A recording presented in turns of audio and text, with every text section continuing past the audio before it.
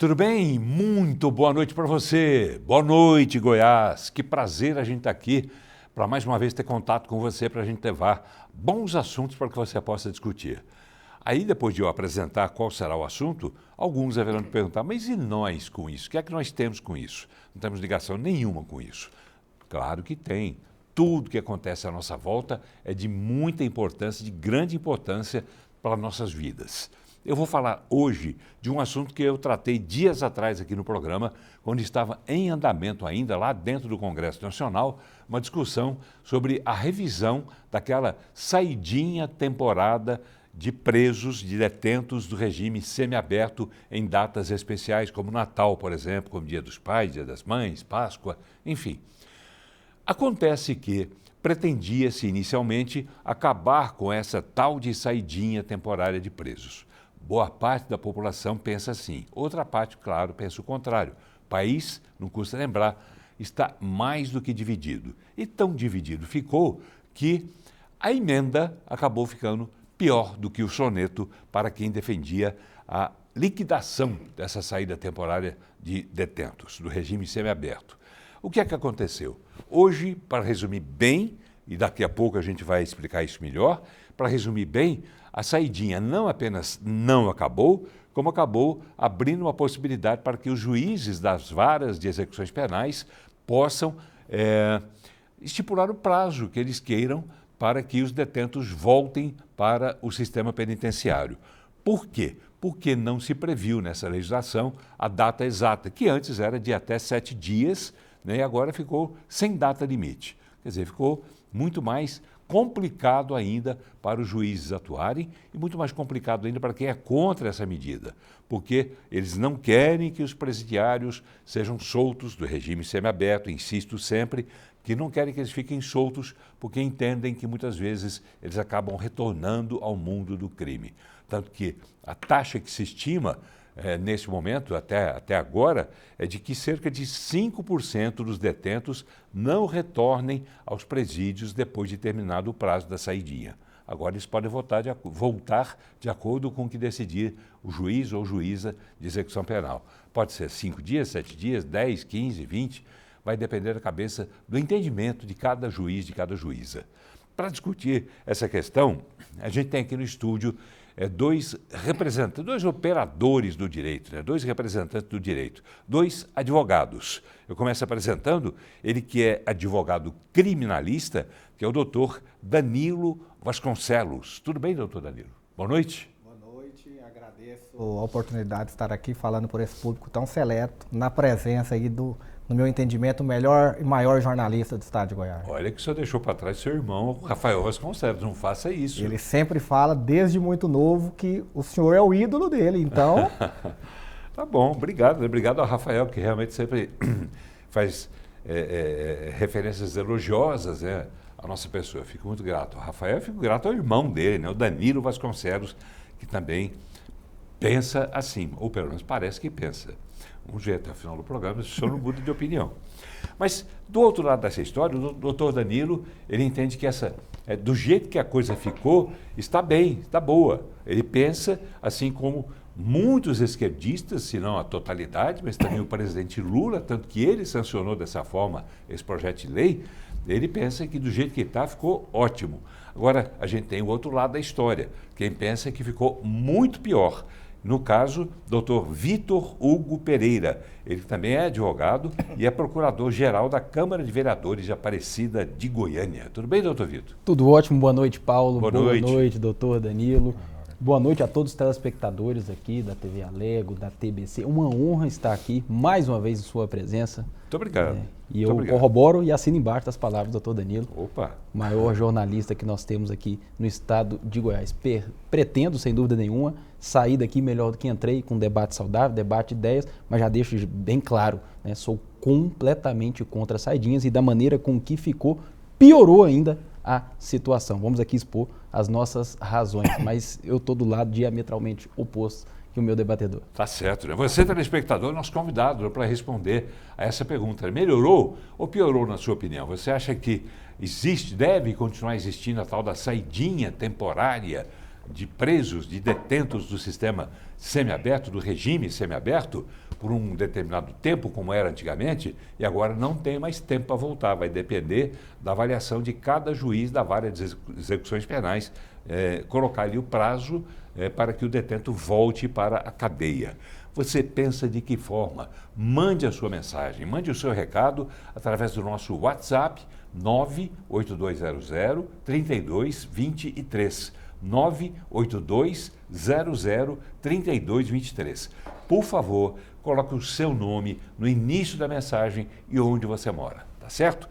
E se você quiser mandar também pelas redes sociais, você pode mandar a sua opinião através também do YouTube, através do YouTube da TV Brasil Central, que é @TV Brasil Central, tudo junto, do jeito que está aí, e também @TV Assembleia Goiás, do jeito que aparece aí na parte de baixo do vídeo, tá certo? Você pode também assistir ao programa nesses canais e você pode mandar também a sua mensagem através do YouTube, tá certo? A gente faz um rapidíssimo intervalo e já volta.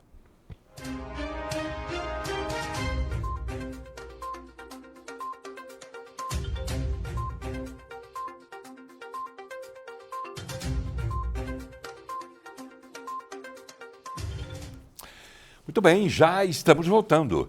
E a gente conversa hoje com dois advogados. Este aqui é o advogado Danilo Vasconcelos, ele que é advogado criminalista, e também está aqui o advogado Vitor Hugo Pereira, ele que também atua como procurador-geral da Câmara de Vereadores de Aparecida de Goiânia. Eu estou aqui já com o celular na mão, à espera da sua participação. Você pode participar também através do YouTube, nos canais da TV Brasil Central e também no canal da TV Assembleia Goiás. Tá certo? Lembrando a você que as duas emissoras têm uma parceria, um acordo, um contrato firmado de troca de conteúdo, de participação de profissional da Brasil Central na Assembleia Legislativa e vice-versa. Enfim, é um acordo que possibilita com que a gente possa fazer o programa nessas duas emissoras simultaneamente, ao mesmo tempo, né, para atingir cada vez mais um público maior. E lembrando sempre, né, que tanto a TV Assembleia Legislativa quanto a TV Brasil Central estão trabalhando no sentido de ampliar os seus sinais e atingir cada vez mais a população, não apenas de Goiás, mas do mundo, né? Porque hoje o YouTube leva a nossa imagem para o mundo inteiro. Fica muito melhor a gente saber que tem gente assistindo lá fora, né? Vira e mexe, tem alguém da Espanha mandando mensagem, tem alguém de tantos outros países mandando mensagem. É bom, porque eles ficam sabendo como é que as coisas são tratadas aqui no estado de Goiás, como é que são discutidas, como é que são vistas aqui no estado de Goiás. É uma visão goiana, claro, dentro de um enfoque nacional. Assunto: saidinha temporária para os presos do regime semiaberto. O presidente Lula sancionou com veto esse projeto de lei. Ele vetou o trecho que impede que os presos visitem suas famílias. Ou seja, ele não concordou, né, que os presos deixem de visitar as suas famílias. Vamos ver mais informações nessa matéria da Brunelli Portela e também do Isaildo Santos. Confira. O presidente Lula sancionou a lei das saidinhas que restringe a saída temporária dos presos do semiaberto. No entanto, o presidente vetou um trecho do texto aprovado pelo Congresso que pode impedir os detentos de deixar a cadeia para visitar a família em feriados e datas festivas.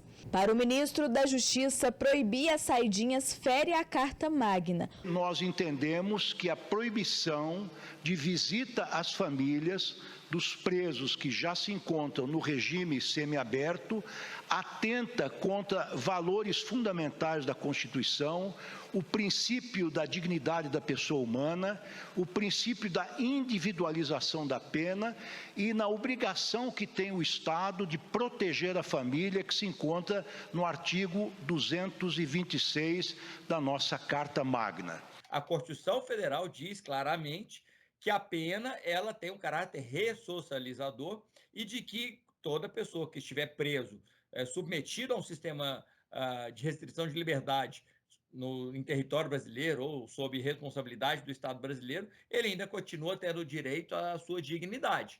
Então, como é que você equaliza isso? É o Congresso Nacional que vai dizer. E o Congresso Nacional vem e altera a lei de execução penal para dizer o seguinte: olha, eu continuo tendo vários tipos de regime de cumprimento de pena, o fechado, em que você fica o tempo todo preso, o semiaberto, em que você começa a pôr o pé na sociedade e volta para cumprir sua pena, ou seja, é uma transição. Por que transição? Por quê? Porque uma hora você vai acabar de cumprir sua pena e vai voltar para a sociedade. O veto ainda será analisado por deputados e senadores que podem derrubar ou manter a decisão do presidente. A nova lei possibilita visita de presos a familiares, mas com outras restrições à saída temporária. O Congresso Nacional pode, caso passar por cima disso, votar de uma maneira diferente e fazer qualquer alteração. Então, esse projeto ele foi aprovado parcialmente, mas lá no futuro pode haver mudança. Pelo texto, ficaram proibidos de realizar as saidinhas as pessoas condenadas por crimes hediondos, como estupro, latrocínio, sequestro, homicídio, tráfico de drogas, exploração infantil, entre outros crimes hediondos ou com violência ou grave ameaça. Atualmente, a saída do preso é permitida por até 7 dias em 5 vezes por ano, sem vigilância direta. E o que veio essa nova lei e disse? Olha, para que essas pessoas que estão no semiaberto possam ter direito a essas saídas temporárias, que são 5 vezes por ano, normalmente nos períodos de Natal, Ano Novo, Páscoa, finados e Dia das Mães. Essas pessoas, para poderem ter direito a essa saída temporária, elas têm que fazer agora um exame criminológico. O que é esse exame criminológico? É alguém, um psicólogo, um médico, atestar que essa pessoa tem bom comportamento, está mostrando que está se ressocializando, então ela pode ir colocar os pés na sociedade, conviver em família e depois voltar para cumprir pena. Esta arquiteta expõe que a saidinha é um direito e tem o objetivo de facilitar a reintegração social dos detentos. Eu sou a favor, eu acho que eles têm direito também, mas com toda a supervisão da polícia, com tornozeleira, etc. Nas ruas de Goiânia, há aqueles que são contra a saída temporária. Eu acho o seguinte, pensando como ser humano, né, desde quando você erra, você tem que pagar pelo erro, entendeu? Então o que acontece? Se a pessoa não quer estar lá, ele não comete erros. Sou contra, por quê? Porque tem muitos que se aproveitam da situação, saem e não voltam mais, como muitos casos a gente vê mesmo nas reportagens. Se fosse aquelas pessoas obedientes, dessem sua saidinha e voltassem para casa, mas muitos se aproveitam da situação. Essa é a minha opinião. Tá aí, a opinião dessa senhora, né? E é verdade, né? Estima-se que em cerca de 5% dos detentos que se beneficiam dessa saidinha dita temporária, eles nunca mais voltam, nunca mais retornam ao presídio, né? Agora, se você pegar, 5% é um número razoável. Acontece que se são 5 saídas por ano, a cada saída, 5% não retornarem, ao final do ano, esse volume de pessoas que se evadiram, para dizer pouco, do sistema penitenciário, acaba sendo um volume bastante grande. E mais uma coisa também, eu sou muito atento quando eu leio as matérias, por exemplo, nas redes sociais, pode ser o site que for, né? Eu procuro ler os comentários, que esses não têm manipulação. Ou tem até, mas em menor grau do que muitas vezes o que se pretende fazer como jornalismo. Mas muita gente, e eu vi uma observação interessante de um internauta esses dias, falando sobre esses presos que são beneficiados com essas saídas. E um deles citou o caso, por exemplo, da Suzane van Richthofen, né, que matou, né, os pais, matou os pais. Aí ela é solta, de repente, para visitar a família num dia das mães, dia dos pais. Não faz sentido uma coisa dessa, segundo esse internauta. E eu trago essa discussão aqui para os nossos convidados, o advogado criminalista Danilo Vasconcelos e também o advogado Vitor Hugo Pereira, advogado eleitoralista, mas que fala de tudo. Também é analista político, não é isso? Vamos lá. Como é que é conviver com isso, por exemplo? Começo pelo senhor, doutor Vitor. Esse caso levantado não foi por mim, até eu achei interessante e guardei essa mensagem de um internauta. Quer dizer, como é que libera uma pessoa que matou o pai, matou a mãe, para visitar a família num dia das mães, dia dos pais, por exemplo? Tem sentido isso? E mais do que isso, já avançando, embora essa decisão ainda possa ser alterada, mas nesse momento é a que está aí, se ela não for vetada, se esse veto não for derrubado. É o que está aí para a gente cumprir, para todos cumprirem, eu digo, a sociedade. De alguma forma a gente está enquadrado na sociedade. Como é que o senhor vê isso? Bom, primeiramente, Paulo, eu gostaria de deixar bem claro que isso não é novidade no que tange o atual governo. Nós sabemos muito bem que esse veto, por exemplo, já é um aceno do Lula com aqueles que o colocaram no poder. Quem não se lembra, por exemplo, no final do ano, depois de outubro, quando Lula vence as eleições, os presídios em festa. Quem não se lembra das filmagens que vazaram de dentro dos presídios? Quem não se lembra, né, o público que celebrou a vitória, por exemplo, do atual presidente? Então, eu não vejo... quer dizer que o público que está preso, que está encarcerado, é público do Lula? Sem dúvida nenhuma. E apoiou de maneira maciça. Lula teria feito isso para atender esse público? Com certeza. Nós temos nas eleições são assim, você tem que comunicar com os seus eleitores. A partir do momento em que nós temos, né, as festas nos presídios, quando o Lula vence as eleições no segundo turno, de vários vídeos que viralizaram na internet, nós não podemos pensar diferente que o Lula, né, chancelaria esse projeto de lei oriundo das casas legislativas. Pelo contrário, ele veta, desidrata o projeto e faz um aceno a todos aqueles que de alguma maneira, né, o apoiaram ou disseminaram as suas ideias. Então, Paulo, eu não vejo com nenhuma estranheza. Estranho seria, né, se ele sancionasse a lei da maneira com que ela estava. Tá, o senhor não vê estranheza, mas eu quero saber, daí é saber se isso traz algum benefício para alguém, eu quero saber, traz para quem? De alguma forma o senhor já disse, mas eu quero que o senhor seja mais claro. Se trouxesse benefício para alguém, perceba que sempre vão falar da tal utópica ressocialização do preso. Sempre vão falar da utópica de maneira paulatina, colocá-lo na sociedade novamente. Porém, nós não enxergamos o lado de cá. Primeiramente, nós temos as vítimas. Não só as vítimas daqueles que colocaram aquela pessoa na prisão, né? As vítimas que ficaram para trás, a família, por exemplo, quando há uma morte e etc., como as potenciais vítimas dessas saidinhas. Quem não se lembra, por exemplo, daquele policial militar de 29 anos, agora em Belo Horizonte, que foi assassinado brutalmente, a queima-roupa, a disparos, né, de um preso que estava numa saidinha? Quem não se lembra agora, em fevereiro, por exemplo, que um outro preso, horas depois de sair, tá, de uma dessas saidinhas, estuprou uma menina em São Paulo de 17 anos de idade? Quem é o beneficiado? O preso ou a sociedade como um todo? Tá bem, já começando a colocar telespectadores, né, nessa nossa conversa, eu vou passar para o doutor Danilo logo em seguida, mas o Tiago Seba diz que é a favor de acabar com a saidinha, porque no Brasil o sistema judiciário não sabe aplicar os critérios corretos, soltando inclusive criminosos de alta periculosidade. A opinião do Tiago Seba. A propósito, eu faço um registro aqui, que me foi passado pela produtora, Juliana Junqueira. Nós tentamos ouvir, foi um pedido meu até, de ouvir o pessoal da Vara de Execuções Penais. E a Juliana me disse que tentou, a produção tentou falar, mas o pessoal disse que não quer se pronunciar sobre isso. É isso, Juliana? Tá bem, fica o registro aqui. Então, por que a gente não tem a fala do pessoal? O Marlos Leite, os dois, né, o Tiago e o Marlos, mandaram as mensagens através do YouTube, da Assembleia Legislativa do Estado de Goiás, TV Assembleia Legislativa, e também da TV Brasil Central. Você pode também usar esses endereços, vamos colocar de novo aí, está aí embaixo, youtube.com/TV Brasil Central, tudo junto.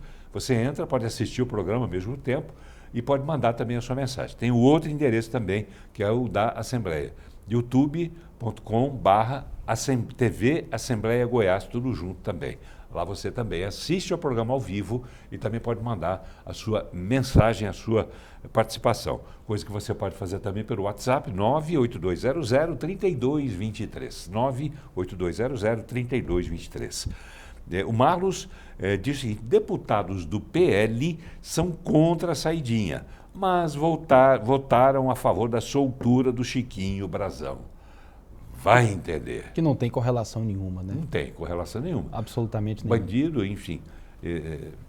Se for comprovado também, né, que o deputado tem realmente algum tipo de envolvimento nessa questão toda da Marielle. Doutor Danilo Vasconcelos, o senhor está satisfeito com o que está sendo feito até agora? O senhor concorda com o Lula em tudo?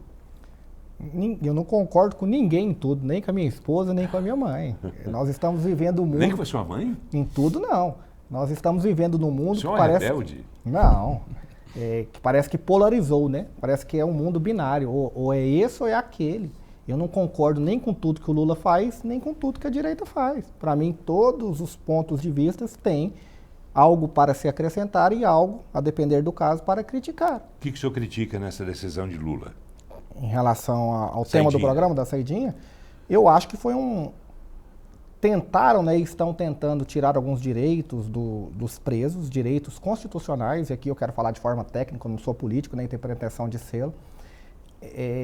A Constituição prevê essa possibilidade e essa necessidade da prisão, do cumprimento da pena ser de forma progressiva. Nós temos que entender, como bem disse o doutor Pedro Paulo, mandou um abraço para ele aqui, esteve no link da matéria. Me permita também pegar carona, mandar um abraço também para o PP, né? Pedro Paulo. Grande PP. Doutor Gesseir também, que falou com a nossa equipe. Ótimo magistrado. Obrigado também, doutor Gesseir, sempre solícito, né, com a imprensa. Sim. Verdade. Nós temos que entender que um dia esse preso vai voltar para a sociedade. Nós não temos no Brasil, regra geral, pena de morte nem de caráter perpétuo. Se essa pessoa vai voltar para a sociedade um dia, é natural, e a Constituição disse isso, como bem disse o ministro também, ex-ministro do STF, agora ministro da Justiça, Lewandowski. Essa fala dele foi de agora à tarde. No artigo 226 da Constituição, diz que a prisão tem que ser de forma progressiva e essa pessoa que está no cárcere vai voltar para conviver com a sociedade. E ele tem que ser colocado, segundo a lei, de forma gradual, de forma em patamares de liberdade. Primeiro, prisão total, regime fechado, depois semiaberto, depois regime aberto, depois condicional. E essas etapas, segundo estudos que há no mundo inteiro, viu? Às vezes a gente critica, fala, o Brasil não presta, o Brasil é leniente, o Brasil é muito bonzinho, as leis não prestam. O Daniel Alves foi condenado por estupro na Espanha. Se fosse no Brasil, a pena seria muito maior. E se critica a lei brasileira sem conhecer a realidade. Tá, o senhor com essa realidade, então, bem objetivamente em relação à saidinha, o senhor concorda com o que Lula fez, essa mudança toda que Lula fez no projeto? Inclusive, eu quero pegar um detalhe aqui. O senhor está com, por gentileza, o nome? Doutor Diego Rodrigues, especialista em execução penal. Diego. Doutor Diego, obrigado, né? Está aqui acompanhando o programa no Instituto. O senhor é especialista em execução penal? Sim. Advogado criminalista. Poderíamos ter pego uma fala com ele, agora não tem jeito, não tem jeito de o senhor entrar aqui. Mas o senhor pode ficar dando a sua opinião aqui, que o doutor Danilo vai ouvindo e vai retransmitindo aqui para nós. Então, a saidinha, vai. A saidinha agora não tem prazo, quer dizer, não se estipulou, nesse projeto de lei aprovado, não se estipulou o prazo de retorno do detento ao sistema presidencial, o que não está errado também. Né? Também não. Olha só, que eu acabei errando e acertando. Não se estipulou prazo para que ele volte para o sistema penitenciário. Fala devagar para não errar. Não se estipulou prazo, antes era de até 7 dias. O senhor concorda com isso? Porque cada juiz vai dar uma sentença. Mas nós temos que confiar no nosso judiciário. O juiz da execução penal é que tem aquela aproximação e a convivência e o conhecimento sobre cada caso concreto. Então, esse juiz vai saber se a pessoa tem periculosidade, se ela está cumprindo rigorosamente a pena. Todo apenado, existe uma ficha dele na penitenciária, onde se ele tem falta grave, se ele está desobedecendo às regras. E esse juiz da execução penal tem conhecimento a isso. Então, eu acho que o juiz tem o discernimento, nós temos que confiar no judiciário, nos juízes da execução penal, para decidir o lapso temporal que o apenado vai poder se beneficiar dessa saidinha. O doutor Danilo, mas não custa lembrar, e não vai nada aqui contra a justiça, muito pelo contrário, eu tenho muito respeito pela justiça, a justiça de uma forma geral, e aqui em Goiás, de uma forma total. Mas a gente vê com muita frequência pessoas detidas sendo levadas para audiência de custódia, e lá as perguntas que são feitas, e não é culpa do juiz, já mostrei isso aqui, a gente acompanhou sessões já de audiência de custódia, não é culpa do juiz, mas ele faz perguntas que não tem nada a ver com periculosidade daquele cidadão ou com a possibilidade de retornar ao crime. Ele pergunta, foi bem tratado? O senhor foi judiado? O senhor foi... Judiado não é uma palavra minha, né? Mas o senhor foi torturado? O senhor foi não sei o quê? O cara fala, não. Para mim, a audiência do Robinho, por exemplo, aquele jogador que era do Santos, a audiência de custódia dele foi uma piada. As perguntas que fez, o senhor foi bem tratado? Quer dizer, não se sabe, não se procura saber disso que o senhor falou, dos antecedentes. E é muita gente que sai dessa audiência de custódia liberado para continuar na sociedade, vai lá e reincide na prática do crime. Ok. Nós trabalhamos no Brasil como um princípio constitucional da presunção de inocência, primeiro de tudo. E a audiência de custódia é uma questão, a saidinha é outra. Na audiência de custódia se trata... Sim, o senhor fez referência a que os juízes têm conhecimento da ficha corrida das pessoas. Do juiz de execução penal. Custódia é outra situação. O que não é o caso da audiência de custódia. Foi isso que eu quis dizer também. Correto. Na audiência de custódia se apura duas situações, a legalidade da prisão e a necessidade da prisão.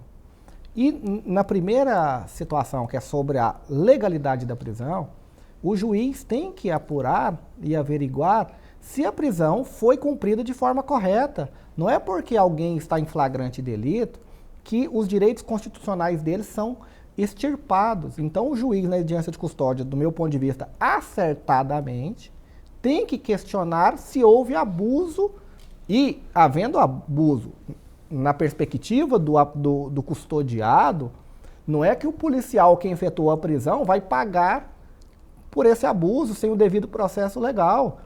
Tem que ter o devido processo legal, claro, o mínimo de lastro para se apurar isso. Então são coisas distintas que eu também sou a favor da audiência de custódia. Tá bem, a audiência de custódia que foi implantada pelo CNJ, não é isso? Pelo CNJ, Conselho Nacional de Justiça, e aqui os juízes são obrigados a se subordinar.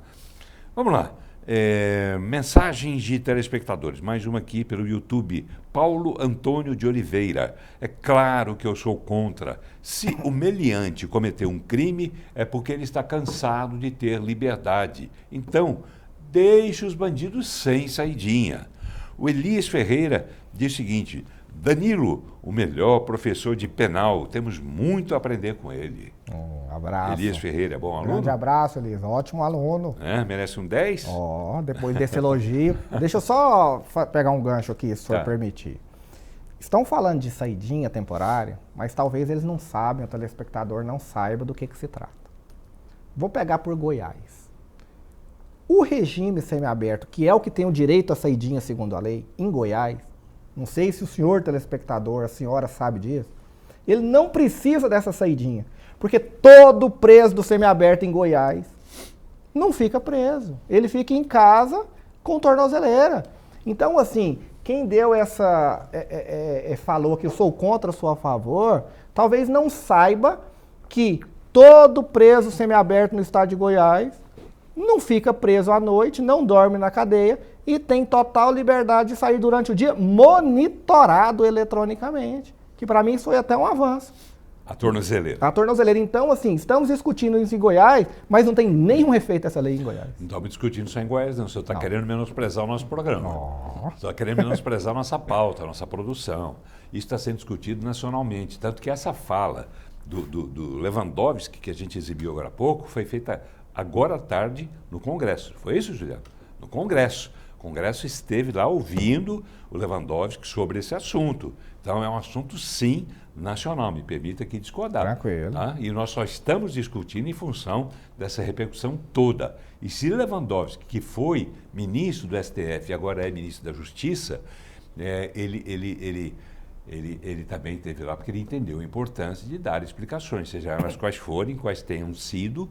Ele também precisou se pronunciar a respeito. E é o que nós estamos fazendo. A gente procura, digamos assim, é uma expressão bastante batida também, a caixa de ressonância, né, da sociedade. Enfim, a gente discute aqui assuntos que estão sendo discutidos por todo mundo. Vamos lá? Vamos ouvir agora também uma opinião que é interessante, temos várias delas aqui agora, opiniões políticas. E uma dessas pessoas com as quais a gente conversou foi ontem à noite, lá em São Paulo, durante uma feira de turismo da América Latina, a maior feira de turismo da América Latina, foi o governador Ronaldo Caiado, que já havia se pronunciado nas redes sociais contra o veto do presidente Lula ao projeto de restrições das saídas temporárias. E ele falou com a nossa equipe com exclusividade. Vamos ver. Olha, eu tenho um sentimento de que esse absurdo que foi sancionado, ele será, sem dúvida nenhuma, derrubado na apreciação do veto, na sessão do dia 18, se não me engano, onde o Congresso Nacional vai avaliar o veto da saidinha. Eu tenho conversado com vários deputados. Vocês sabem, eu vivi lá dentro durante 24 anos da minha vida. O sentimento, ao passar lá hoje, era sem dúvida alguma de que esse veto ele será derrubado nas duas casas. E como tal, vai prevalecer o texto como foi aprovado na Câmara e no Senado Federal. É o fim da saidinha, ninguém tolera isso mais. Isso é um desrespeito com a população. O Brasil hoje está tomado pela criminalidade. Né? Você tem instalado no Brasil o estado do crime. Essa é a realidade. E hoje, em vários estados, comandam áreas maiores do que o estado real, o estado constituído pelas normas constitucionais. Então isso é que mostra que nós brasileiros não podemos mais fazer concessão com bandidagem. Bandido julgado é para cumprir pena, em penitenciário, dentro de regime fechado. Não é para ter saidinha, cada vez mais levar ao pânico, o desespero, a intranquilidade da população brasileira. Muito bem, estou pedindo aqui o pessoal aumentar um pouco o áudio aqui para a gente ouvir melhor. Mas, enfim, governador Ronaldo Caiado se pronunciando também, é importante a gente ouvir a opinião dele, saber o que ele pensa a respeito disso. Tá certo? O Rafael Rodrigues também manda uma mensagem pelo YouTube dizendo que é contra a saidinha temporária. Se o cidadão quisesse viver em liberdade, não cometeria crimes, diz aqui o Rafael Rodrigues, xará do seu irmão. Vamos lá? Tem muita mensagem. Vou pedir aos senhores, pedir aqui durante esse pequeno intervalo, vamos dizer assim, enquanto a gente assistir as matérias, pedir aos senhores, vou pedir aqui publicamente, né, me ajudem, por favor, e eu vou procurar também me ajudar, me policiar, fazer perguntas mais objetivas, mas com respostas mais curtas para a gente poder atender também as perguntas do telespectador, que são muito importantes. E o telespectador acompanha o nosso programa. Vamos lá. O que tem a ver esse assunto aqui? Deixa eu ver. Hoje, está aqui. Vamos falar da chacina que aconteceu em Mato Grosso pelo pedreiro Gilberto. Já havia cometido crime em Goiás e numa saidinha matou mãe e filhas. E ele continua vivo, esperando a próxima saidinha. E esse senhor Danilo, doutor Danilo, falou sobre justiça da Espanha, comparando com a do Brasil. O senhor falou do caso do Daniel Alves. Dizendo que se fosse aqui, seria pior. Avisa para ele que o Daniel nem estaria lembrando do crime, pois estaria livre pelo... Ele bota um montinho de cifrãozinho assim. Igual o assassino do motorista do Porsche, que matou o motorista do Sandero, de aplicativo, na semana passada. Advogado criminal no Brasil só trabalha para os grandes poderosos. É só ligar a TV. Máfia, traficantes. Aí eu vou deixar para o senhor. Graças a Deus. Responder. Que venham mais. É mesmo?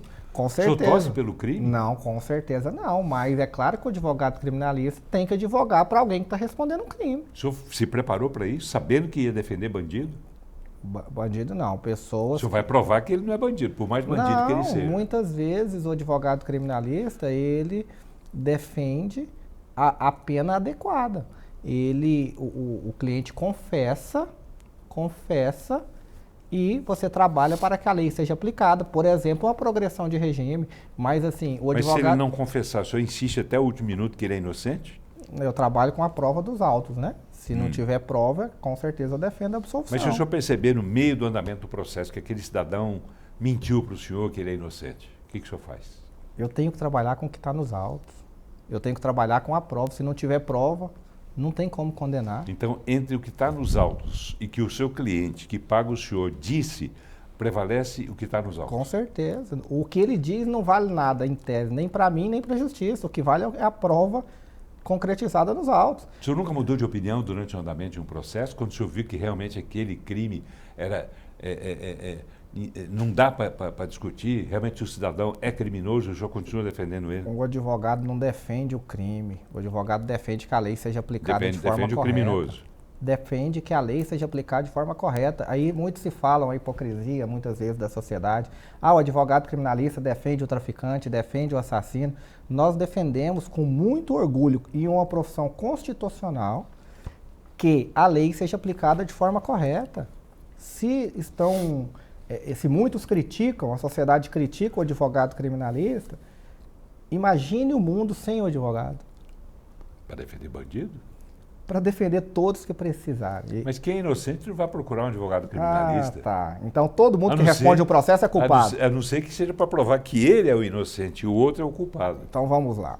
Nesse mundo nosso binário, tanto Lula quanto Bolsonaro, discutir com o senhor, tanto Lula quanto Bolsonaro respondem ou responderam um processo criminal. Então os dois são culpados. Porque aqui não tem bom agrado para nenhum. Aliás, não os existe, dois são culpados, os dois têm que morrerem. Não, eu não estou dizendo isso. Não existe sentença definitiva no Brasil, né? Tanto que a questão do Lula foi clara. As provas foram desqualificadas e Lula, embora, né, as pessoas envolvidas naquele episódio, não estou aqui defendendo o Lula, nem atacando, nem defendendo o Bolsonaro, nem atacando. Estou falando aquilo que você, telespectador, sabe, porque você acompanhou pelos noticiários de rádio, jornal, televisão, redes sociais. Lula e o grupo dele, quer dizer, vou tirar o Lula então, o grupo dele fez o que fez, devolveu bilhões de reais, depois que foi constatada a veracidade daquelas acusações. Agora essas denúncias foram eliminadas, foram retiradas do processo, invalidadas, mas o dinheiro estava lá. Quer dizer, dinheiro não é prova do crime. Deixa eu colocar aqui na discussão o doutor Vitor Hugo. Dinheiro, a devolução do dinheiro, a gente mudou um pouquinho o assunto, mas eu volto a ele. A devolução desse dinheiro, no caso da Operação Lava Jato, por exemplo, não é a prova do crime? É a prova do crime, tem materialidade, nós tivemos uma condenação em primeiro grau, nós tivemos um aumento de pena, por exemplo, do presidente Lula em segundo grau, a manutenção no STJ e no Supremo Tribunal Federal, primeiramente uma decisão monocrática de um ministro que foi indicado pelo próprio Partido dos Trabalhadores e ensejou o retorno dele à política como se nada tivesse acontecido. Paulo, agora é o seguinte, partindo da premissa, até do que o doutor Danilo mesmo disse aqui, me diz algo que me preocupou bastante. Quando se diz da questão das saidinhas, é que ficou a cargo do juiz da execução penal o retorno e a quantidade de tempo em que aquele preso, né, vai sair e retornar. Ele diz que nós temos que confiar no judiciário. Isso me preocupa, já parte do subjetivismo. A frase que o doutor Danilo disse, confiar no judiciário. Em era de Alexandre de Moraes, em que é o ministro da Suprema Corte, que inclusive tem nos atacado bastante. Nós, quando eu falo a advocacia, ao ponto do presidente da ordem dar um posicionamento muito duro na semana passada a respeito da maneira com que o Alexandre de Moraes vem conduzindo, a maneira com que a Suprema Corte está enviando e mandando ordens aos outros juízes, isso me preocupa bastante. Que confiança é essa? Perceba-se, Paulo, que nós temos uma série de violação a prerrogativas. Nós temos, por exemplo, um Supremo Tribunal Federal hoje que abre inquéritos esses que já nascem mortos porque são inconstitucionais. Nós temos ministros que investigam, são a vítima e são os julgadores. O grande problema é que no país da inversão de valores, nós temos que a militância, principalmente eu falo aqui da advocacia criminal, não entra, por exemplo, para defender as prerrogativas quando diz respeito à vítima à direita. Nós não temos, por exemplo, um movimento ordenado, né, da advocacia criminal, que muitas vezes é vinculado ao pensamento de esquerda, não a maioria, mas em grande parte, defendendo as mesmas prerrogativas, por exemplo, que foram violadas no caso do Brazão. O caso do Brazão. Teve uma violação aí por causa dele. Mágica, prerrogativas, né? Prerrogativas da advocacia, prerrogativas do Congresso Nacional, prerrogativas do Senado Federal, que o Supremo Tribunal Federal, que o ministro Alexandre de Moraes vem violando.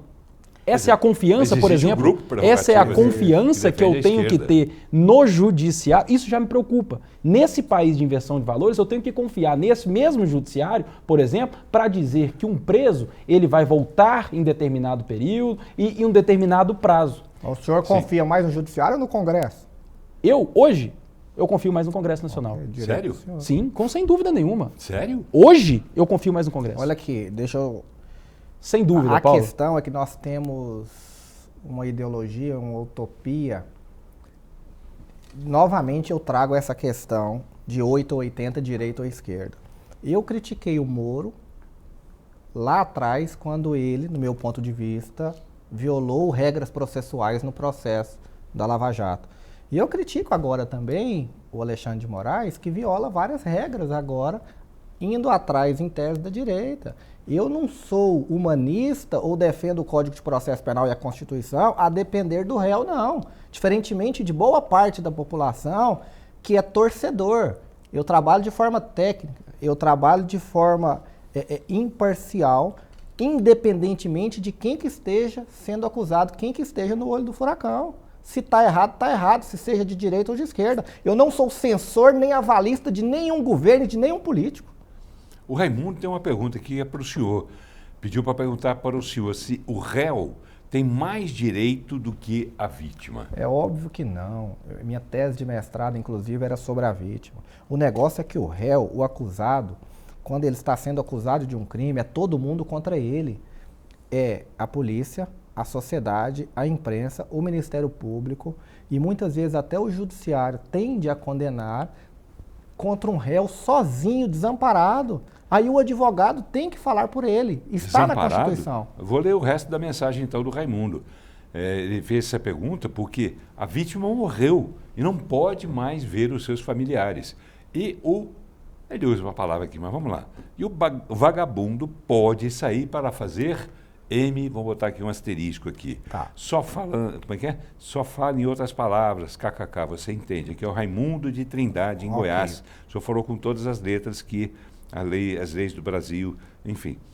Eu acabei perdendo aqui. Responda, por favor. Voltando à questão, essa questão é a questão da saidinha. Agora, com essa nova lei que teve o veto aí pelo governo Lula, os presos que cometeram crime hediondo e com violência ou grave ameaça à pessoa não terão direito à saidinha. Só para deixar claro, para que fique esclarecido, o que sobra? Furto, receptação,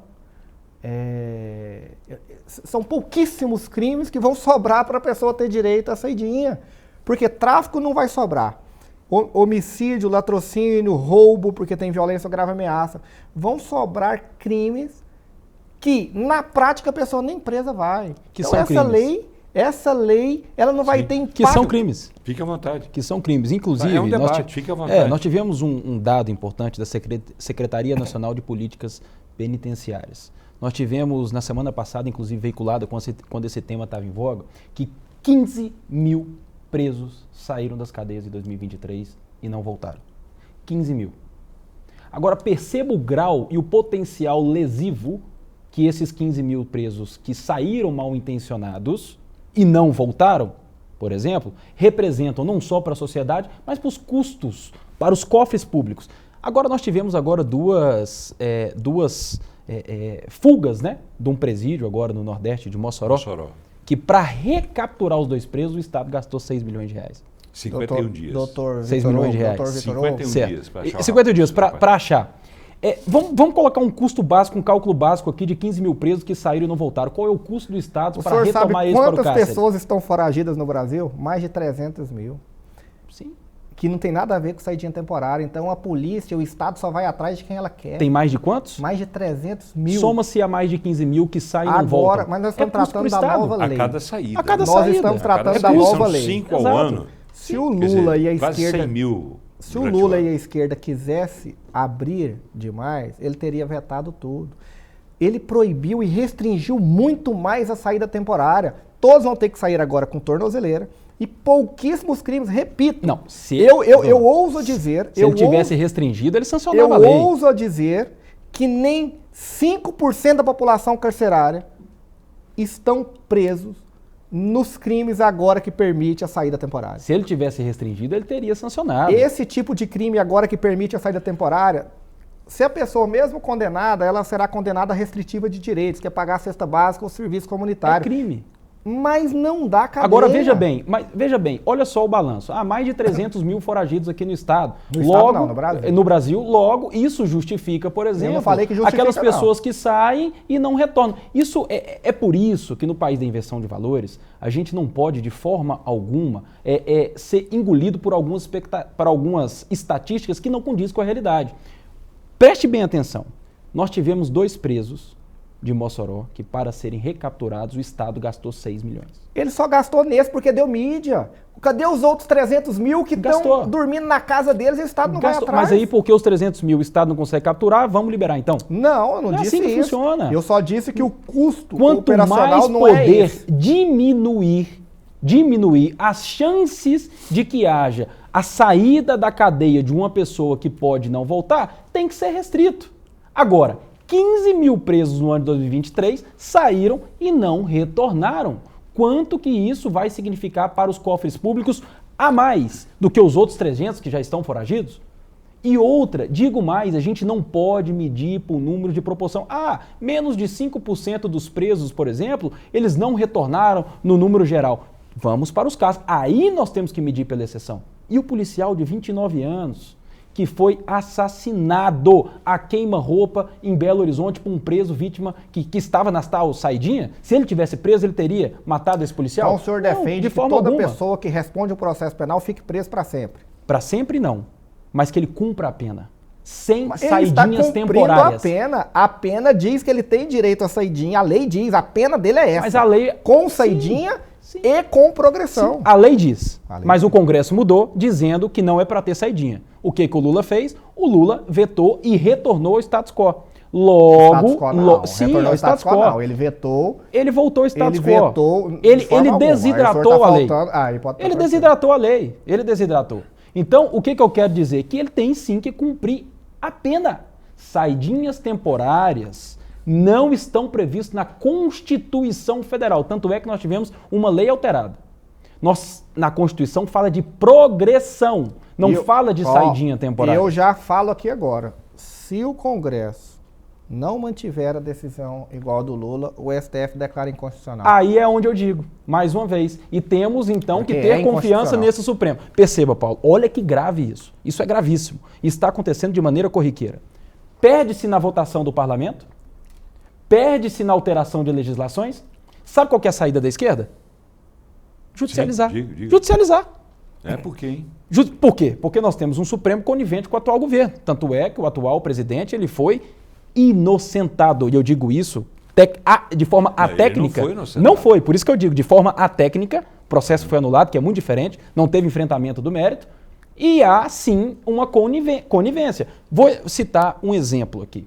Quando nós tivemos a questão da demarcação de terras indígenas, em que o Supremo estava enfrentando essa matéria, foi passada e passou uma lei no Congresso Nacional. Grupos da esquerda imediatamente lá no parlamento, como uma forma de retorção imediata, diz, podem comemorar, nós vamos para o Supremo, nós vamos judicializar. Perceba, judicializar e ir ao Supremo faz parte das regras do jogo constitucional? Faz parte da regra do jogo constitucional, por isso que eu digo que é tudo de uma maneira muito utópica. A utopia que é colocada no que está lá nas entrelinhas é maravilhoso, mas qual que é o efeito prático? Nós temos 7 ministros hoje do Supremo Tribunal Federal indicados pelo Partido dos Trabalhadores.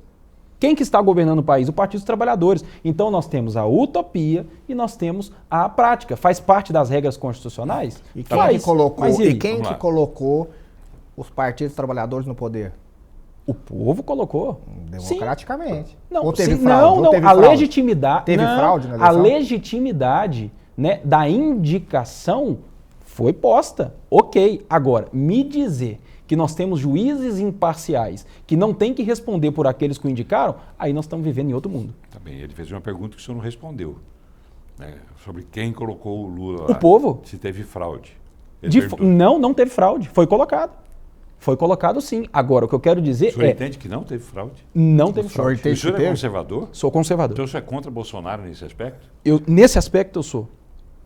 De urnas eletrônicas? Ninguém é obrigado. Não é porque a pessoa é de direita que ela é obrigada a concordar sou de direita, com toda a asneira que a pessoa fala. E nem todo mundo que é de esquerda tem que concordar com toda a asneira que a esquerda faz também, não. A gente diverge muito pouco, mas a questão de tecnicidade da urna eletrônica, isso ainda não ficou comprovado e eu não posso ir contra a técnica. Falando um pouco de cada assunto. Claro. Boa noite. Cadê o nome desse telespectador aqui? Deixa-me ver. Suerlane, telespectadora. Boa noite. Não concordo com saidinha de preso. E ela botou aqui, Suerlane, eu não tinha visto. Suerlane de Trindade. É que você escreveu tudo com letrinha. A audiência em Trindade tá boa, hein? Tá boa. Mandar um abraço pros Cabrines lá de Trindade, ó. Cabrini? Cabrini. Parente do Roberto? Não, Cabrini? não, Aquele jornalista? Não. Investigativo, Cabrini, né? Foi Foi o vice-prefeito lá, foi o vice-prefeito. Gleison, é verdade. O presidente do país é ex-presidiário, por isso que você errou aí, Paulo. E o ex-presidente é futuro presidiário. Olha o mundo que estamos. Mas por que futuro presidiário? Baseado em qual acusação? Molestar baleias? Vamos ver, né? Bom, porque não... Né? Colocar o telespectador. E ela encerra a mensagem dela dizendo o seguinte: olha, aí mexeu com vocês dois. Mas, por favor, respondam brevemente. Ela encerra assim: todo advogado mente, ele estuda para isso. Ninguém não concordo. Quer responder? Não concordo. Tá bem. Vamos lá. Eu apenas atendi a telespectadora. Boa noite, sou o Vanderlei, do setor Brisas da Mata. Saidinha, é só eles levar para casa deles, levar o bandido para casa deles, né? Para ver se é bom. Paulo. Mas enfim, deixa-me prestigiar também o telespectador, que ele fica assistindo, mandando mensagem, fica torcendo para a mensagem dele ser lida. E quando eu não consigo ler, eles ficam brigando comigo, os senhores vão embora, mas eles continuam mandando mensagem aqui, brigando comigo. Boa noite, Paulo. Sou o Sérgio, do Jardim Brasil. Esse advogado é uma vergonha, triste, enfim. De quem ele está querendo... Deve ser de mim, com certeza. Por que o senhor assume a culpa? Porque o advogado criminalista ele é muito mal visto até que precisem de nós. E eu já estou acostumado com isso, não importa. Eu defendo mesmo a pessoa que está precisando de um advogado criminalista, com muito orgulho, independentemente do crime que ela tenha cometido, defenderei, lutando para que os direitos e garantias constitucionais sejam preservados. Ah, bem, né? Rematou aqui dizendo que esse advogado que se diz professor, só é professor, né? De direito penal, é isso. Estamos vendo nascer uma casta de advogados que vai matar, destruir o cidadão de bem. Triste, ele botou um aí também tem outra questão, assim, a divisão, né? Cidadão de bem, cidadão do mal. Queria ter uma conversa particular com ela para ver em qual que ela se enquadraria. Tá bem. Boa noite, Paulo. Lamentável, deixa-me ver aqui, nome Cássio. Lamentável a fala desse advogado. O senhor assume que é o senhor também?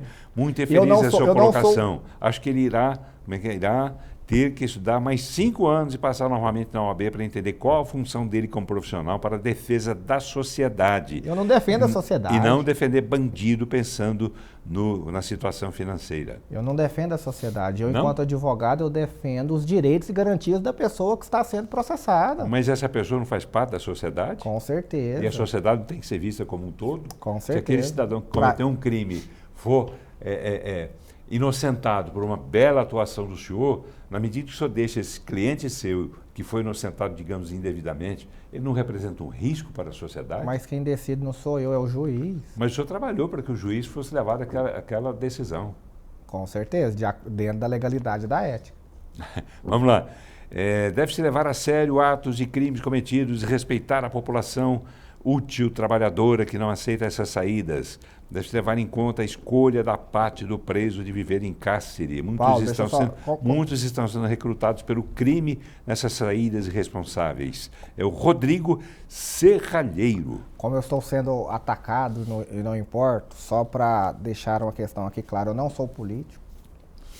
Eu não tenho que defender as pautas majoritárias, assim como o Judiciário e o STF também tem que ser contra-majoritário. O STF tem que defender a lei, doe a quem doer. O STF tem que defender a lei independentemente de quem está no poder e de quem é o acusado ou de quem são os interesses. E muitas vezes defendendo a lei, o STF? E muitas vezes os interesses dessas pessoas são renegados de acordo com a lei, e essas pessoas que têm mais voz na sociedade criticam o STF, criticam a justiça, porque pautas de minorias e pautas da população mais pobre estão sendo olhadas com bons olhos. Vamos lá, deixa eu correr para atender o telespectador. Boa noite, Paulo. Sou o José Antônio, no município de Piranhas, aqui no interior de Goiás. E a opinião dele é a seguinte: saidinha é um tapa na cara da população. Criminosos não deveriam nunca sair da cadeia. Vamos ouvir também alguns deputados. A gente está falando do aspecto técnico, né, passando pela questão política, mas vamos ouvir agora aqueles políticos que realmente atuam nessa área. A gente começa ouvindo aqui o deputado Coronel Adailton, que é do Partido Solidariedade. Vamos ouvir também o deputado Antônio Gomide, que é do PT. Vamos ver o que eles pensam sobre essa história da saída temporária de presos do regime semiaberto. Vamos ver. Sou totalmente contra. É claro que a legislação penal é estabelecida em nível federal, dentro do Congresso Nacional, mas nós haveremos de ter, dentro do Congresso, pessoas conscientes que também entendam que é muito melhor a gente cuidar da sociedade, das pessoas de bem, do que preocuparmos com os encarcerados. Se a pessoa está encarcerada é porque cometeu algum tipo de crime. Eu sou totalmente favorável a que a gente busque a recuperação. Até a nomenclatura que se dá dentro da política penal é de reeducandos. A nossa Polícia Penal do Estado de Goiás, por exemplo, tem feito um trabalho que eu entendia até um pouco tempo atrás que seria uma utopia, mas estão conseguindo sim recuperar várias pessoas e trazê-las de volta ao convívio social e que inclusive saem do sistema carcerário e voltam para a sociedade, trabalham e voltam a ser pessoas de bem. E nós haveremos de ter muita rigidez para que a pessoa entenda que o crime não compensa. Olha, eu sou a favor de manter aquilo que estava na Constituição, ou seja, as pessoas têm do semiaberto a possibilidade de garantir aquilo que é possível dentro da legislação, ou seja, nós não precisamos mudar em nenhum momento a legislação nesse momento. Ou seja, nós não estamos nem melhorando e garantindo aqueles que estão no semiaberto, com tornozeleira, a poder fazer aquilo que determina a legislação. Então, quero manter a mesma legislação que estava anteriormente. Tá bem, a opinião de deputados estaduais é interessante e importante, né? Eles estão aqui bem ao lado da gente, no estúdio da TV Assembleia Legislativa, fica pertinho, né? Pouquíssimos passos ali do plenário da Casa, da Assembleia, onde acontecem as sessões plenárias. Então a gente sempre coloca opiniões deles também, para saber o que pensam esses políticos que foram colocados nesses cargos por vocês, telespectadores. Sobre esse assunto, a gente conversou também com o deputado Wagner Neto, que é do Solidariedade, e também com a Bia de Lima, outra deputada que também é, como Antônio Gomide, do PT. Vamos ver. Não tem como o Estado de Goiás ter avançado tanto na segurança pública se o Estado não tivesse tido a rigidez que teve com os presídios goianos. Então, sou totalmente contra essas saidinhas. Eu acho que nós temos que demonstrar uma rigidez maior das legislações. A gente sabe que nós precisamos avançar nisso nos vários outros estados. Se a legislação flexibiliza, ela trabalha todo o funcionamento aí da segurança pública, trazendo sim indícios aí de crimes de pessoas que estão no regime semiaberto, a hora que sai, acaba cometendo algum crime, trazendo insegurança para a nossa população. E quando as pessoas cometem erros, crimes, eu defendo a plena punição. Contudo, na medida em que essas pessoas estão presas e vão cumprindo essa pena, ter esta possibilidade de rever a família, ou principalmente de compreender os laços e retomar, não resta dúvida que do ponto de vista humanitário é necessário a gente ter um cuidado e um zelo com essas pessoas. Contudo, há uma preocupação com estas saidinhas, quantas pessoas voltam? Ou todos deixam de voltar? Então, diante disso, qual é o percentual que incide de não retornar à cadeia? Muito além de discutir a mera saidinha, nós precisamos aprofundar, porque ninguém quer um filho seu, ninguém quer um parente seu convivendo com a situação degradante que é a situação das cadeias brasileiras.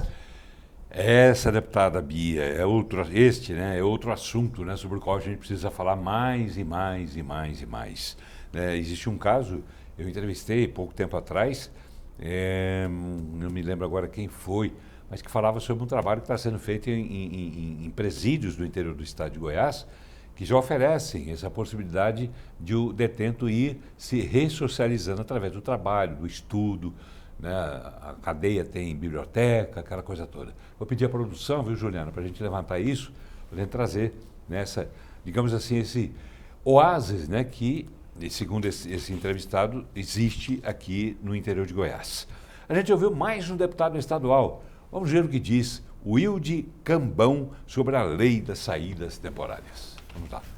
Eu sou contra, mas há de se encontrar um processo de como ressocializar esse preso. Você precisa ter uma chance de voltar à sociedade, de ter o seu convívio restabelecido de forma que tenha um projeto para isso. Eu acho que esse programa que você tem de presos poder trabalhar sair aos dias de trabalho, redução de penas, já é um processo bom. Agora, é lógico que a saidinha ela tem um outro aspecto, de você ter esses presos que já estão realmente em outro regime, uma progressão do regime que ele possa ter esse contato maior com a sociedade. É uma discussão que precisa ser levada realmente para a sociedade, mas a princípio eu entendo que a minha visão hoje que seria contra esse processo de você permitir a saidinha nessas datas especiais. Tá aí, né? Tá aí a opinião, né, dos nossos deputados estaduais. Você ajudou a eleger esses deputados que aqui estão. Outros não, porque não chegaram a se eleger. Mas, de qualquer forma, você participa desse processo eleitoral, que é importantíssimo, né? Está aqui o doutor Vitor Hugo Pereira, que é advogado eleitoralista, né? E a gente sabe da importância desse processo eleitoral. 30 segundinhos para o senhor dizer. Eu queria só destacar um pouquinho, Paulo, da fala, por exemplo, da Bia e a gente fazer uma reflexão em você, telespectador. Perceba que a deputada do Partido dos Trabalhadores, no final, ela diz a seguinte frase: ninguém quer um familiar seu dentro das cadeias submetidos àquela situação degradante. Perceba-se a inversão de valores, perceba-se a ênfase que ela dá ao condenado, ao preso, que passou pelo devido processo legal, foi condenado e está lá, de alguma maneira, cumprindo a sua pena. Mas a pena não se prevê fala que ele passe por situação degradante. Porém, eu queria ressaltar justamente sob esse ponto de vista da preocupação que ela tem justamente com a pessoa que está lá dentro, não as que estão aqui fora, que estão expostas a riscos, desses 15 mil aí que saem e não voltam, e muitos deles cometem outros crimes. Então, é essa inversão de valores que eu parto da premissa para fazer a minha análise. Eu preocupo muito mais com a segurança da sociedade, com que o bem-estar daquele que lá dentro está. Claro, tem que preocupar com a situação da sociedade e do detento também, minha opinião. Fica em segundo plano, Paulo. Porque o detento, depois de supostamente ter sido ressocializado por essa pena que ele está cumprindo, ele vai voltar para essa sociedade. Então, ele tem que voltar bem também, tanto quanto a sociedade. Mas, na minha análise, isso fica em segundo plano. Claro, é a opinião do senhor, a gente respeita, assim como respeitamos a opinião da deputada também. Eu entendo o que ela quis dizer. Vamos lá, vamos dar uma respirada um pouco? Vamos dar uma respirada, falar de turismo, né?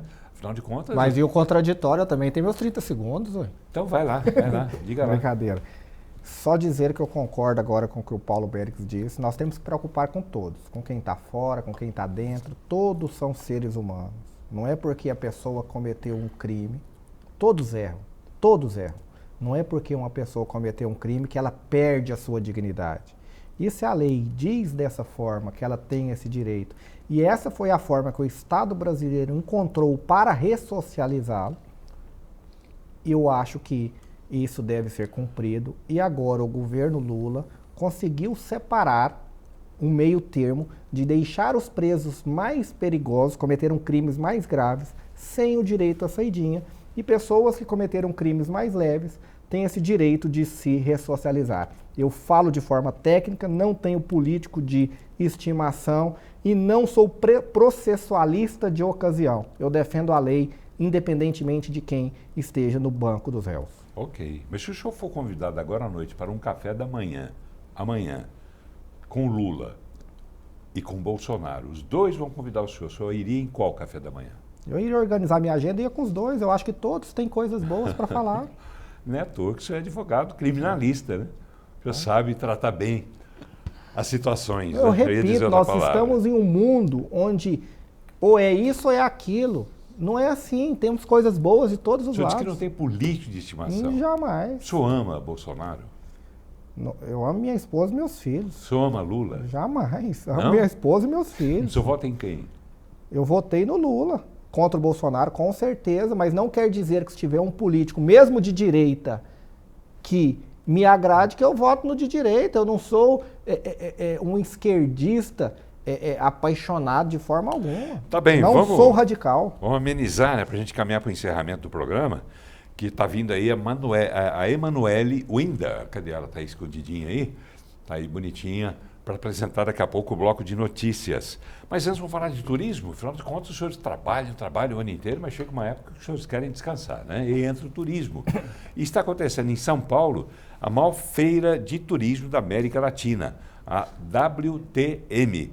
Esteve lá nesse local, no stand Expo Goiás, o governador Ronaldo Caiado, que vai mostrar os atrativos turísticos do estado. E nós conversamos com ele. Vamos ver.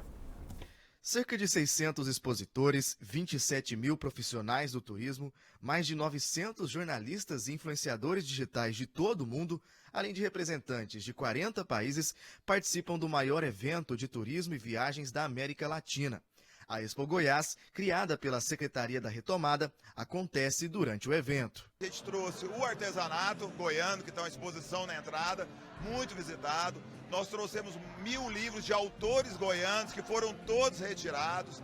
Tivemos uma cantora da nova geração, que é a Daniela. Tivemos o Pádua, símbolo da nossa música goiana.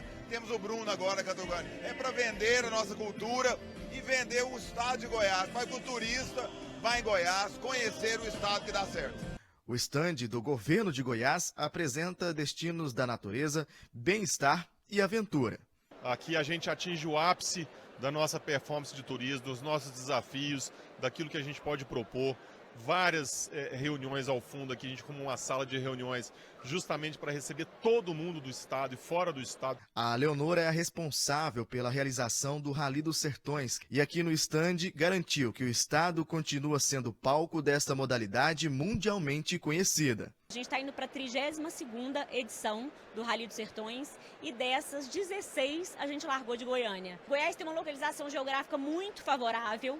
E acho que um ponto super importante é a hospitalidade, do goiano. De olho no fortalecimento do turismo do estado, a participação do governo de Goiás na WTM valoriza os principais atrativos goianos. O turista, com aquelas belezas todas que nós temos no estado, eles se sentem atraídos, não é? Podendo fazer ali viagens maravilhosas, trilhas, chapada de veadeiros, ali nas regiões nossas de Água Quente, como na cidade de Goiás, de Perinópolis, Corumbá, aquele sudoeste goiano com tantas cachoeiras lindas, enfim, tudo isso, gente, é sinal de um estado que está dando certo.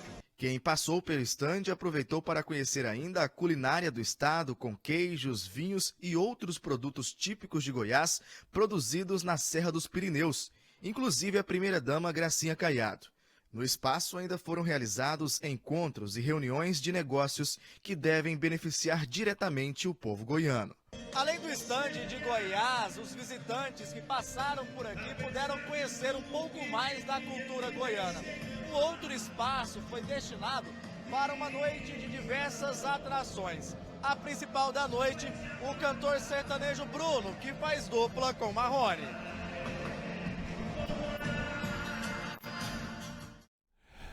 Isso aí, né? Bruno, né? Que bom, que boa a presença do Bruno lá. Que bom esse trabalho do Fabrício Amaral, né? Que é o secretário de Turismo, né, de Goiás. E ele que tem feito um trabalho muito bonito, divulgando Goiás lá fora e trazendo de fora para cá grandes competições, como, por exemplo, a pesca esportiva. Entrevistei o Fabrício dias atrás, ele falando da pesca esportiva, que vai ter um circuito aqui no estado de Goiás também, onde tem rios, evidentemente piscosos, ou seja, onde tem muito peixe, né, para que venha gente de fora para cá também. Parabéns, Fabrício. Parabéns, governador Ronaldo Caiado, dona Gracinha, por estarem incentivando essa que é uma área muito importante aqui no estado de Goiás. Aqui não, no Brasil inteiro, no mundo inteiro, né? Tem cidades que vivem à custa do turismo. E Goiás, infelizmente, não soube explorar isso muito nos últimos tempos, mas agora está sabendo. Aliás, vamos trazer o Fabrício aqui para falar um pouco disso, viu, Juliana? Falar disso também, eu acho importante selecionar essas imagens e outras para a gente falar sobre turismo. É a hora que a gente despressuriza, né, doutor Vitor? É a hora que a gente despressuriza. Depois de um bate-papo com os senhores como esse, eu acho que a gente não podia ter tido escolha melhor para encerrar o programa do que essa reportagem mostrando sobre turismo, sobre música. É bom demais, né? O senhor gosta de música? Demais. Daqui, nossa sertaneja, nossa culinária melhor, nosso povo melhor, melhor estado. E olha que eu não nasci aqui. Melhor estado. Eu nasci em Brasília. Vizinho aqui, sou cidadão goiano, né? Olha. Nós tivemos até uma lei que passou aqui nesta casa. Sou cidadão, agora sim, com lei e tudo, vamos dizer assim, né? E posso dizer, o melhor estado para se viver, é o melhor estado, é Goiás mesmo. Com certeza, é melhor que Brasília, né? Melhor que Brasília. Brasília, eu não estou me referindo exatamente à fama de Brasília, não, porque ela não tem culpa, né, dos políticos que tem. Sim. Mas eu digo por conta. Para mim, eu aprendi desde o início, quando eu me interessei por essa história de Brasília, uma coisa ruim que tem em Brasília, e que tem nas outras cidades, em Goiânia tem demais, que são as esquinas. Brasília não tem esquina, né? E na época, como a gente se reunia, a turma se reunia para tomar uma cervejinha, um whiskyzinho, aquela coisa toda. Brasília, você tem os ambientes fechadíssimos, né, para frequentar esse tipo de evento. Então, aqui é muito bom. Doutor Vitor Hugo Pereira, que é procurador-geral da Câmara de Vereadores de Aparecida de Goiânia, advogado também eleitoralista, e eu faço convite para que nessa condição de advogado eleitoralista, que eu volte aqui ao programa para falar sobre as eleições que estão aí pertinho, tá bem? Obrigado por ter Estamos vindo. no período pré-eleitoral quente, né? Logo dia 6 de outubro aí nós temos urnas eletrônicas, mais uma vez, então um ano bem conturbado para nós, com muitas alterações legislativas, regras do jogo que mudaram. Vai ser um prazer vir aqui falar a respeito disso. Vai ser bom receber Muito o senhor para obrigado ouvir mais uma sobre vez. isso. Obrigado, doutor Vitor, mais uma vez. Obrigado também ao doutor Danilo Vasconcelos, advogado criminalista. Sempre um prazer também receber o doutor Danilo. Obrigado por ter vindo. O prazer é meu, foi uma honra estar aqui na sua presença, doutor Vitor Hugo. E boa noite a todos e a todas que nos assistiram. E entendam, o advogado criminalista estará sempre ao seu lado quando precisarem. Tá bom. Tá aí a propaganda. A propaganda é a alma do negócio. Obrigado aos senhores, obrigado a você, telespectador, obrigado pela participação. Grande abraço, obrigado pela audiência. Não mude de canal, porque está vindo aqui uma presença agradabilíssima e competentíssima da Emanuele Winder, jornalista, né? Nossa colega da novíssima geração, que vem para levar até você as notícias do dia. Um abraço a todos, a gente volta amanhã.